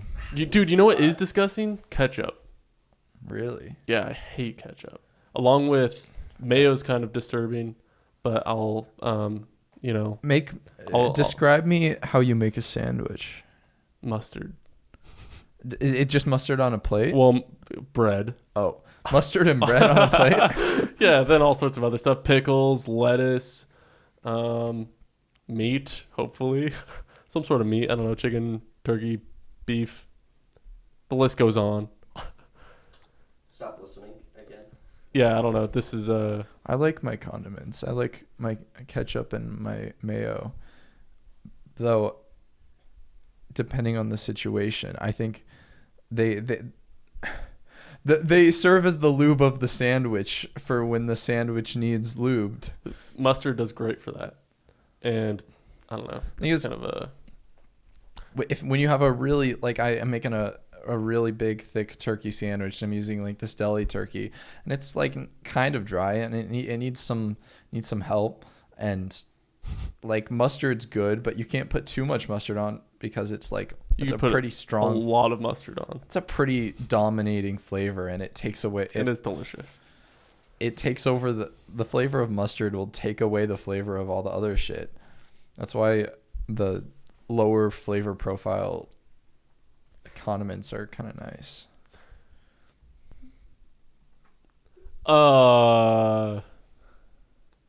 I'm trying to bring it back to Mormonism. We're at an hour 48, by the way. How long does this podcast usually go? As long as we want, as long as we're having fun, When Joe wants to kick the bucket. or when So far, we haven't gone past 2 hours 19. I mean, I've been having Really? fun. Maybe you're feeling tired. I'm having a good time.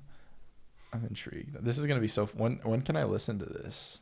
It'll be a minute. When can I share it with my friends and Mormon family? We could send it to you, a link. If I can get your number after, that'd be sick. He wants me. I do. It does. You are handsome, dude. I do Thank like you. the beard too. The beard is a very, very new addition. Yeah? Fun fact. It looks good. I really want a beard. My brother, like everyone, my brother grows a killer beard, and I was like, you know what, this summer, because I've been in school and I hate like the few weeks of like kind of awkward stubble in between, and I didn't want to do that while I was in school and going to class every day, so I waited for summer to hit, and now I'm sending it. Now that Cool. We're in June, and I can. Looks solid. The only people who have to see me are people who want shopping carts at Winco, and you. We're in the abyss, or whatever the Mormons call it, together. Everybody who ever sees you with Yeah, the beard. I'm in outer darkness. Outer darkness. I'm in like the outer darkness. Moscow is the outer dark. Yeah, I'm in the outer darkness. I'm the Winco. The Winco parking lot is the outer darkness of Moscow. People are fucking stupid. Like, We talk about that one guy. oh, I want to hear about the one guy. Oh boy, I could talk about one guy's forever, but this guy in particular, I give him a cart because I have some downtime, and I'm like, oh, here, you can have this cart that I was just pushing. And he was like, thank you. And I'm like, how's your day going? And he's like, pretty good. I just want to dispute with my neighbor. And I'm like, oh yeah, I have been. And he's like, yeah, my neighbor, the property line, they got it wrong, and they were building a fence on my land, and they didn't know where the line was. And I was like, well, I'm glad you won that. And he was like, and her wife, because she has a wife. And I was like, oh. And then he walked away after he didn't like continue the story. He just added the fact that she had a wife and then left, and it was Bro's awesome. fuming. But he got his property dispute worked out. So more power to him, I guess. It might be a little homophobic, but he has his fence situation squared away. Do you think it's because they were gay? That he wanted to Do you think if He wanted to like move it further so he has more room. do you think I wonder if they were straight, if he would have cared less about the fence? Maybe you would have been less mad about it. No, I think he might have been kind of homophobic, but I don't think he was enough. I think he would have been pissed anyways, because he brought up the fence before he brought up the fact they were gay. Like, so he was mad about the fence first and foremost. He got his priorities straight. or does he have them gay? Has Mormonism stayed true to their doctrine since it was formed, or have they Not at changed all. stuff? Not in the fucking slightest. Okay. the until 1978, black people weren't allowed to get the really? and get the priesthood. Whoa. Or get do all this stuff. I guess that's like the whole Aryan race, Yeah. right? You're the perfect Aryan. Thank you. Yeah, you're up there, dude. I in know, terms of I'm going to humans. heaven. But until 1978, Mormons, black people were just fucked. Well, you mentioned the like a third of the people decided to be demons or whatever, and then the other. Like I thought, I saw some video. It's like an old animation, basically, of what Mormons believe in their doctrine, and it's like one of the thirds, like 1/3 is us or whatever. Another third then was the people who stayed neutral and didn't choose a side, and their skin turned dark. Yeah, so that's the story. Cain and Abel. Cain's skin turned dark after he killed Abel.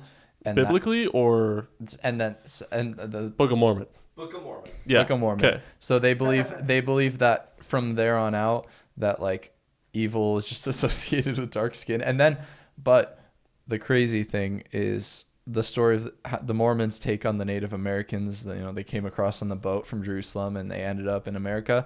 And at the end of the Book of Mormon, the evil guys end up winning. The bad guys won, the Lamanites. So all the good guys, the Nephites, died out, and as a punishment for them killing out all the good guys, they turn their skin dark, and that's the story of the Native Americans. Wild. So okay. Black people are evil. And they've just like very quietly Shifted their walked doctrine. that back. Yeah. Do you hear the banging? Yeah, there's people working on the home below us. There also, Brigham Young once said that you can you should actually search this so I can get the quote right, that slavery was like ordained by God, and as much as we believe in God, we believe in slavery. Whoa. Yeah, in as much as we believe in God, we must also believe in slavery. Is a near verbatim Brigham Young quote. Let me whip it out. Whipping it. So who's that? He's he came after Joseph Smith. He was the second prophet of the Mormon Wild. Church. There's more prophets. I didn't know that. Yeah, so Joseph Smith started, and then it just goes on. They pass the torch to. They have their 12 apostles because their whole bit was they wanted to build a church that was structured after like the church and after like Jesus and his 12 apostles, Right? His 12 disciples. So they have the 12 apostles, and then he has the president of the church is the prophet, and eventually he dies, and they usually grab an apostle and make him whoever's like been there the longest. Kind of like the Pope. Yeah. Anything, John? Trying to find the quote. He says, I could do everything myself here. "Oh, okay. Inasmuch as we believe in the ordinances of God, in the priesthood and order and decrees of God, we must believe in slavery." Crazy, dude. Bars. Mormonism W. Yeah, he really wanted to make Utah like join the side of the Confederacy and be a slave state, but I don't think he actually like did anything because Utah like was way over. Here's a massive question. Move the mic. There you go. Okay. Yes. The question. Okay. So when Joseph Smith encountered the angel, what did the angel say to him? When Joseph Smith encountered the angel, which time? Because there's multiple. There's multiple. There's the first vision, which is when he was 14. He was like disgruntled with all the churches, all the different splits of churches in his town, and he went and prayed, and suddenly Heavenly Father and Jesus Christ both showed up, because Mormons aren't a Trinitarian church. They don't believe in the God Trinity. showed up too, eh? So they both showed up and descended from heaven and were like, hey, none of the churches are true. And then they basically dipped after they said just that. And then a few years later, he got like an angel who appeared to him and told him about the gold plates. And this angel would appear in his room and like tell him some lore, like, hey, you need these plates, you need to do this and that. And eventually he got translating. He put a rock in his hat and put his face in it. Then he took the gold plates and would say out loud, and he would have someone write it down. And wild. Yeah, there was a curtain. I know some of this lore, by the way. Okay. When he had the plates, right? He was in his room, and he had a curtain between him and his wife.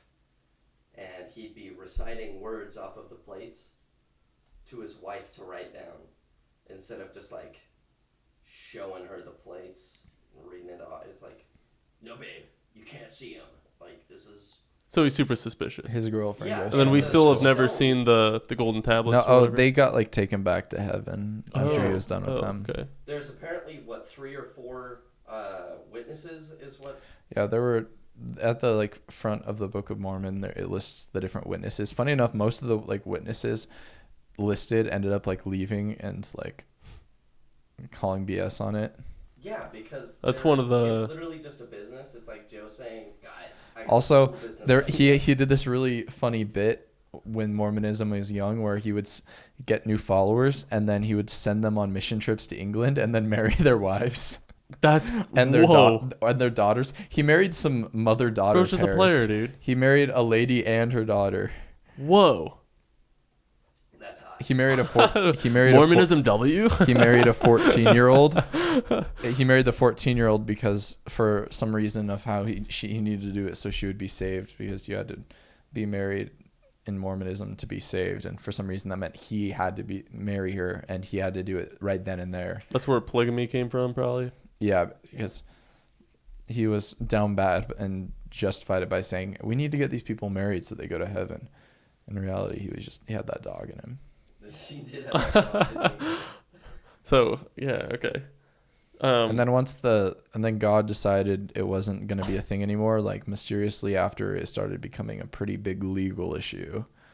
Who would have thought? Same thing about the black people thing. It was Yeah. 1978. Yeah. So now that like it's a lot more culturally acceptable to be LGBTQ, I wonder if like in the next 20 years suddenly like Mormons are going to be rocking with that. Okay, so you found all these contradictions between the Bible and the Book of Mormon, as well as it sounds like you believe a lot of the things in the Book of Mormon don't even add up in itself. Yeah. What about the Bible? In your opinion and in your viewpoint, what doesn't hold up, if anything at all? I think the Bible itself holds up and is an incredible book. The Bible is so interesting, and I want to take like a biblical like theology course. Like Same, honestly. like That'd be sick. the Bible is really interesting as what it is to study. And I don't have any like things about the Bible like that I contradict within itself. It's just the whether or not it's kind of an all or nothing. Either I believe in the Bible and everything in it is true, or I don't believe in it and nothing in it is true. I can't pick and choose. And yeah, I guess like from so I think like the Bible is I like the Bible, and I think I like it's quite consistent and interesting, and I just don't know yet if I've gotten to a point where I'm fully ready to commit it's all true or not. But once I do make that decision, like either way, I believe that it's consistent, and like I don't have plot holes with it like I do with the Book of Mormon. Or at 2 hours. Yeah, we got to call it here. My brother's about to walk in, I think, with my mama. Justin, this has been awesome. Been a pleasure to meet you, brother. I love your skeptical mind and Thank just you. It's how been wonderful. You're an open mind, right? That to me that shows maturity and just somebody I want to be around. So this has been fun. It's been very fun. I like talking. Any closing remarks? No. Okay, cool. So this is Justin Alder, everybody. Listen to my music on Spotify. Oh yeah, please. I need the royalties bad. All right, cut. Thanks for watching. I hope you all enjoyed the podcast. If you want to support us, you can find us on Patreon. The link will be in the description. If you join the Patreon, you'll get each episode a week early, along with some maybe blooper reels, all sorts of fun stuff that we might end up cutting out of the regular episode. Oh, yeah. You'll also be supporting the team, me, Dylan, and John behind the camera. It's a little skeleton crew we got going. Links in the down under. In the land down under. See, that's funny because that's Australia. Yeah, you guys can find us on any of the big podcast platforms, Spotify, Apple, YouTube, I guess. If that was a podcast platform, that'd be great. Yeah, we'll see you in the next episode. God bless you all. It was good. That was good. I like the little shitter about the YouTube thing. Oh, yeah? I don't know. I'm funny. Yeah, that was good. Ow, dude. Ow.